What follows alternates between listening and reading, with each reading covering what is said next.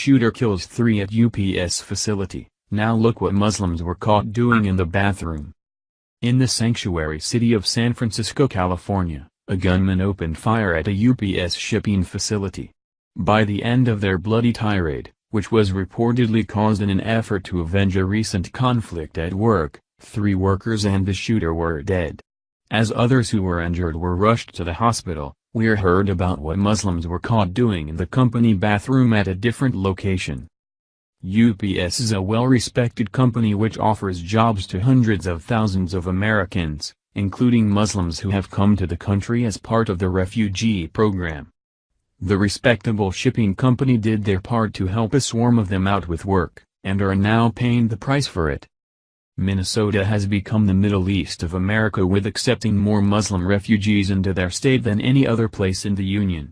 Migrants who land in other U.S. locations inevitably make their way to Minnesota since they find familiarity there and the government caters to them more than in most states.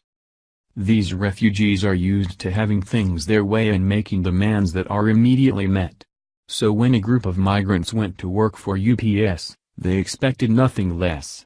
However, when a new manager replaced their previous Muslim apologist boss, they were in for a huge surprise after telling him what he has to do and getting something in return they've never seen before.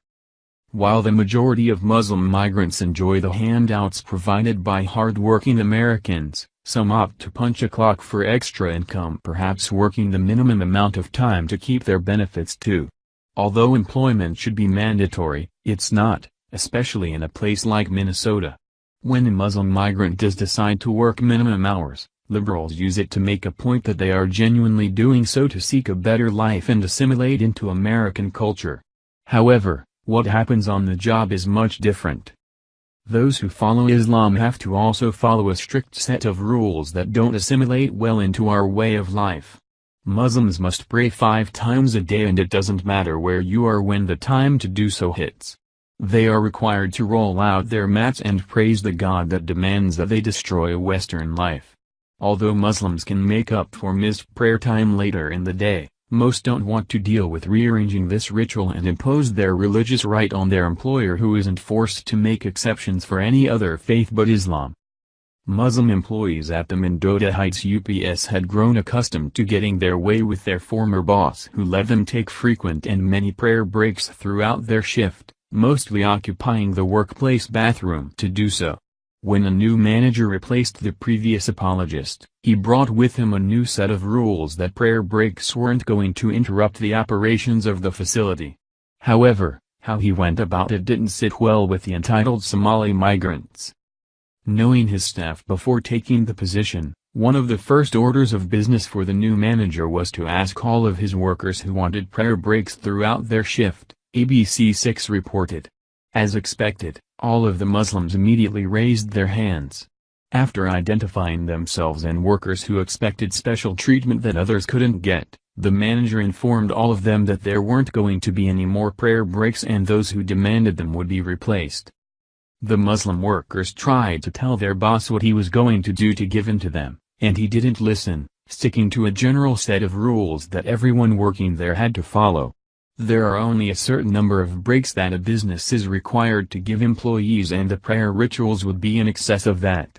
Since these workers insisted on a special set of rules just for them, the new manager fired all 9 employees who expected him to cave to their demands, making it clear that there was a new boss in the office now.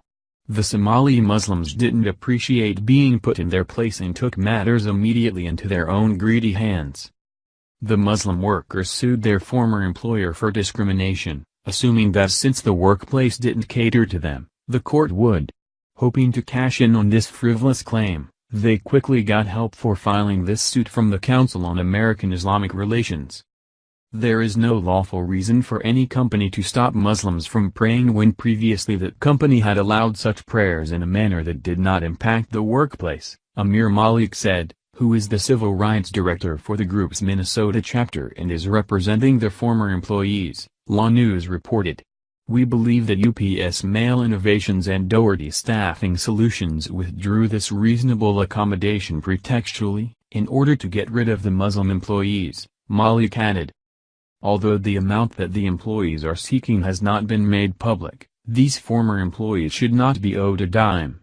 Instead, they should be forced to repay UPS for wasting people's time and the company's money in fighting this ridiculous claim. Any employer who hires a Muslims will inevitably find themselves in a lose-lose situation. They either have to foot the burden of making a number of accommodations for these entitled people in their religion, or they face being sued if they refuse to. If Muslims really wanted to assimilate